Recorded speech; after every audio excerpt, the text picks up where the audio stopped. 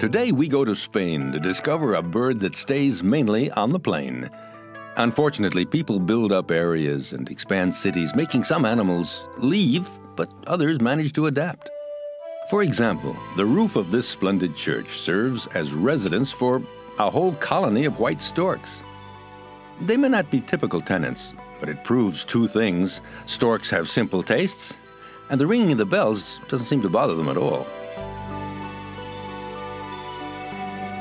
Now, the stork has one obsession in life: the nest. Do you know what they are? They're nidiculous. No, I didn't say ridiculous. It just means that they raise their young in a nest. The opposite is nidifugus. Cranes are nidifugus, for instance. As soon as they hatch, baby cranes can run and swim. The same can't be said about these three blobs. Baby storks are born blind and naked. Kind of yuck. All they can do is open their beak and stay in the nest for long weeks before they change into beautiful storks that can fly. Meanwhile, they're pampered by their adoring parent.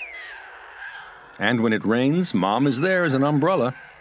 You'd think they were made of sugar. Ah, well.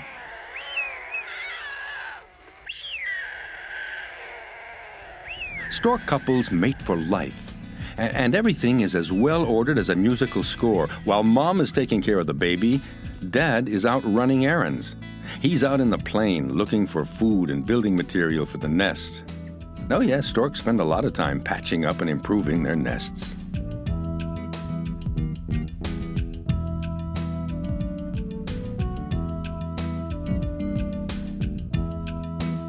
But the male just delivers the twigs and things, and once he goes off for food, the female takes charge of interior decoration. And it has to be said, she has a very sure touch.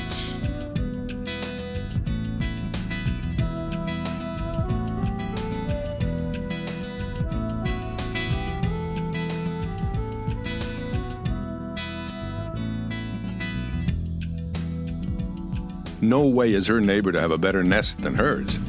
At worst, she might borrow a few twigs to fill out her own nest. Nobody saw a thing. Not this time.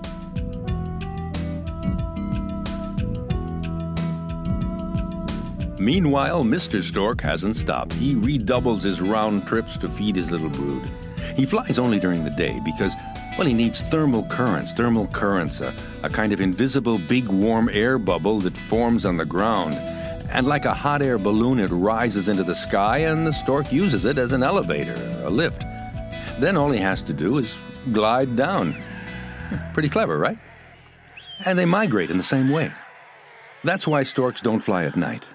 Well, anyway, there's nothing like a night at home with the family.